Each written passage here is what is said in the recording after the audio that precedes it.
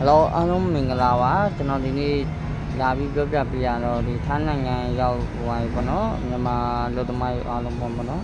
အခုသူတို့ဒီကျွန်တော်တခုတစ်ခုပြရပေါ့နော်ဒီမေလာထဲမှာ9လပိုင်းတော့ပေါ့2ရက်ရ9ရက်13ရက်ဆိုတော့ကျွန်တော်ပြင်ရက်ဆွဲလေးပြန်တင်ပေးထားပေးမယ်နော် comment မှာရှိပါတယ်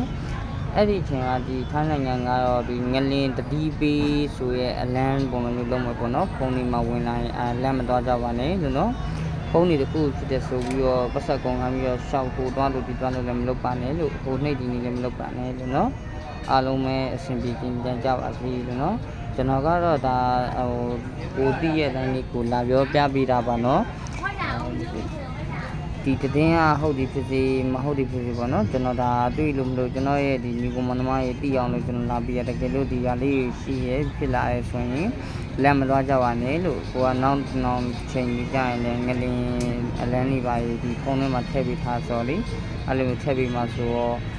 အဲ့ဒါကြောင့်ဒီငလင်တတိပီးပါလုတ်ပြရပါတော့အဲ့လိုမျိုးတတိပီးရဲ့ဆရာကအသက်အန္တရာယ်ပါမဆိုးရအောင်လို့တွားလို့လာလို့ရအောင်ဆိုပဲဘယ်လိုဖြစ်မညာလို့ဖြစ်မှာပေါ့နော်တတိပီးအလန်းလေးပေါ့နော်အဲ့လိုမျိုးလေးပြန်လုတ်ပြထားတာပါလို့အားလုံးပဲအဆင်ပြေနေကြပါစေလို့နော်အားလုံးကျေးဇူးတင်ပါတယ်နောက်လေးကျွန်တော် channel ရပြီးတော့ဒီဟိုအပြုရဲ့တပူဒုရသတင်းဌာနရေးလို့ပါတင်ပေးသွားပါမယ်လို့နော်အားလုံးမင်္ဂလာပါနော်